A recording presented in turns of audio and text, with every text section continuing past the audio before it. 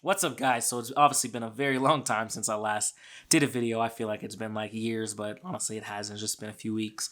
And that's just because I've been in like this little slump ever since I got back from Africa. And, I was jet lagged and everything when I got back, and I just kind of carried all that and just to like this little tired slump. And I've been trying to like put some videos together, but like the conditions I'm trying to go shoot out in just haven't really happened, I guess, here in Colorado. Colorado's like super bipolar, so haven't had that opportunity to just go out and like shoot videos and photos and stuff that I want to make some videos. So I kind of just had to set back up here in my room and just make something. And today I wanted to talk about my photo editing process in the VSCO app. I was actually asked this in a comment on like a video or two ago, a few videos ago, and just wanted to dive into it because a lot of people have been curious, but like I've never done this before because I wasn't like making YouTube videos. So just kind of wanted to jump in and show you guys how I edit my photos. But before I do that, I do use like Lightroom on my computer to like edit my photos as well. But I use that more so in like in a professional setting, if I'm shooting like a lot more professional photos, or I'm trying to do something very specific with the photo when I'm editing it.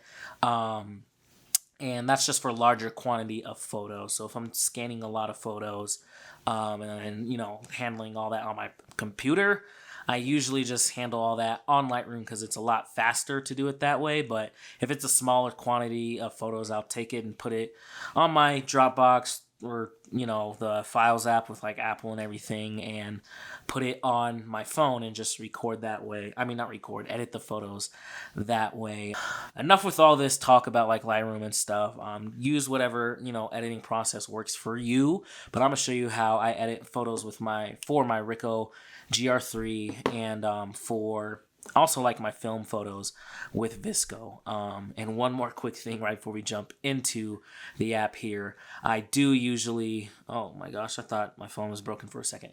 I do usually edit, mostly edit digital in VSCO, but I do also edit a lot of film photos in VSCO as well from time to time, whether that's black or white or color. I mainly leave the black and white to Lightroom sometimes, but sometimes I'll throw it in VSCO because I just like the way I have it set up in there. And it's just nice and quick and easy. I can edit on the go wherever I'm at. I don't have to worry about getting back to my computer and shooting. So let's jump into this phone and look at how I edit my photos.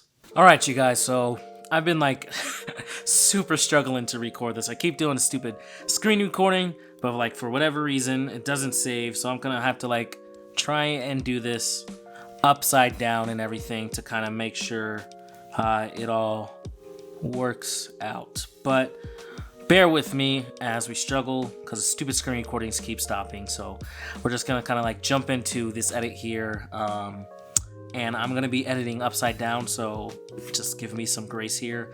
But let's hop into this photo. So usually, so you can see right here we have like all these presets that come with VSCO. I have the VSCO X membership, so I don't know if they changed or anything recently, but I have like all the presets they like currently provide, and like the new ones I guess that come out. But I like to use like the Kodak Portrait or the Ilford Tri-X presets and whatnot. So right here you can see we have like Portrait 800, and obviously it doesn't look too good because there's no like adjustments. It just looks cold, looks ugly and whatnot, and that's just like the way the photo was taken. But we're just gonna reset this to regular settings, and we're going to come in and make our fine-tune adjustments first. That's what I like to do. I like to make all the fine-tune adjustments first, and then go in and add the preset and make any minor adjustments if needed. So first of all, we're going to jump in and adjust our exposure, and I usually like to drop the exposure because I feel like when you add the preset, sometimes it brightens the photo a little too much. So I'm going to bring my exposure down to a 1.9. 1.7. All right. Oops, that's a 2. All right, so that's 1.9. Gonna set it there and forget it. And then we're gonna come in and adjust our contrast and just bump that up to like a 0.7. Bam, right there. Save that.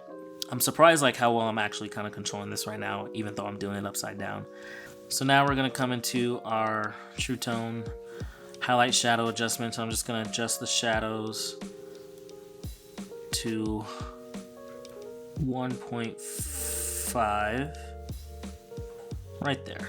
I think that looks pretty decent. Let me adjust this phone brightness. I'm not sure how good you guys can see that, but do that. Then I'm gonna jump into our white balance. I'm gonna jump the temperature up to 5.3.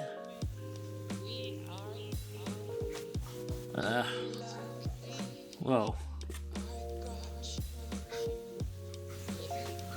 And basically take our temperature, our tint I mean, give it a 1. That's good right there. And you can already see like the photos already looking much better than it did before. Alright, and then I also like to adjust the saturation, because sometimes when you add the preset, the saturation, it might be like too much or too little, so I'm gonna just drop it down just the tiniest bit. 2 is fine right there. And then also going to adjust our skin tone, which is like one of my favorite little settings in the VSCO app, and one of the reasons I use it so much. So just adjusting skin tones to like a 0.9. You don't need to do too much on skin tones, but it adds such a small little adjustment to just the way, like, I guess the color in the skin is kind of portrayed. And then we just sharpen a little bit.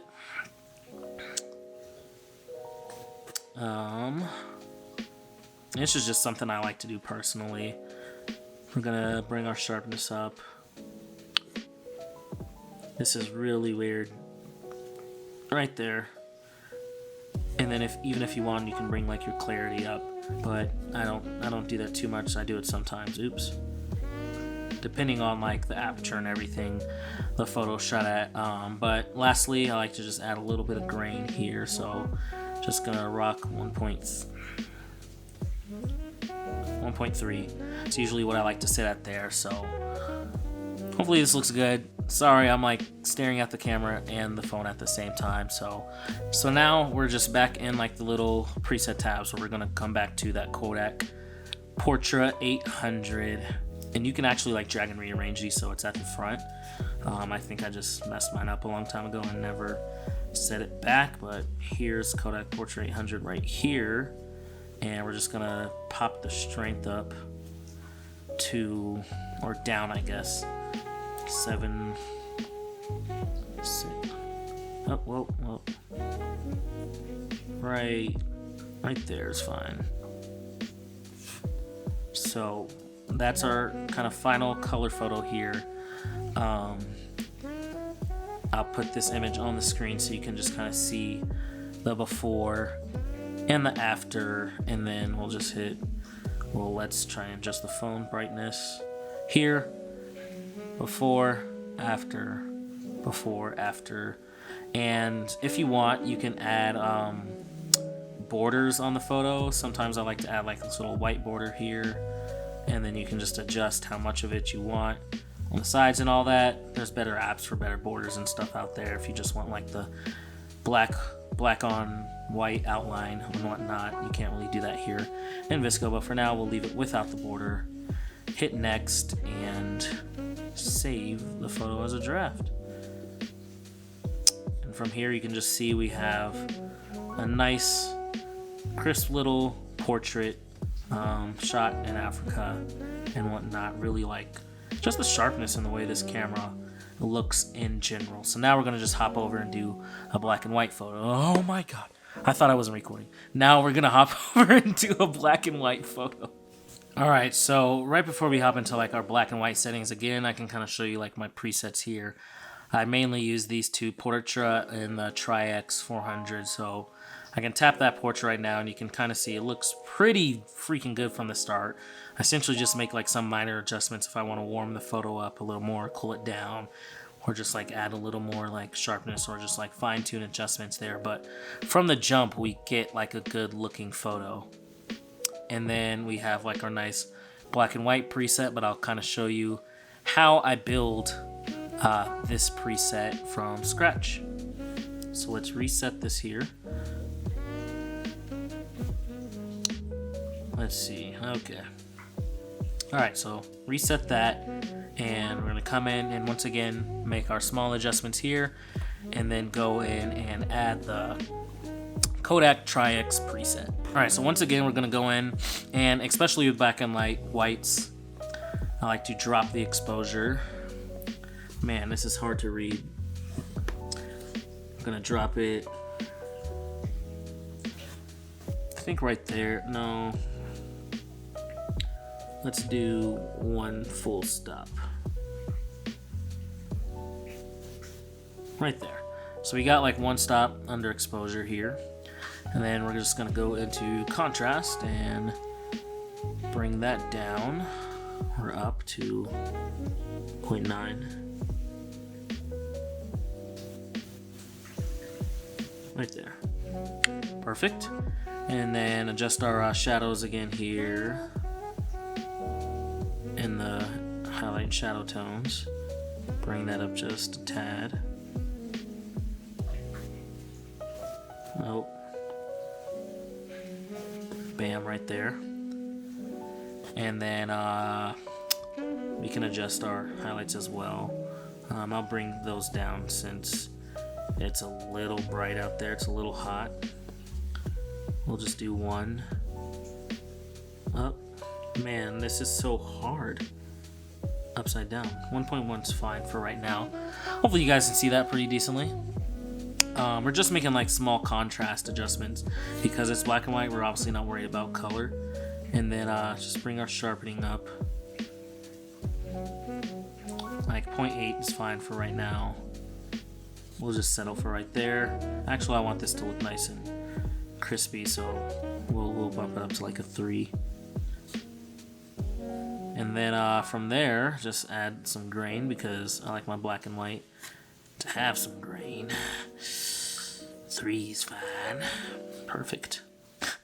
Okay, and then we're gonna go and add that Kodak Tri-X 400, which is right here. Bam! Look at that.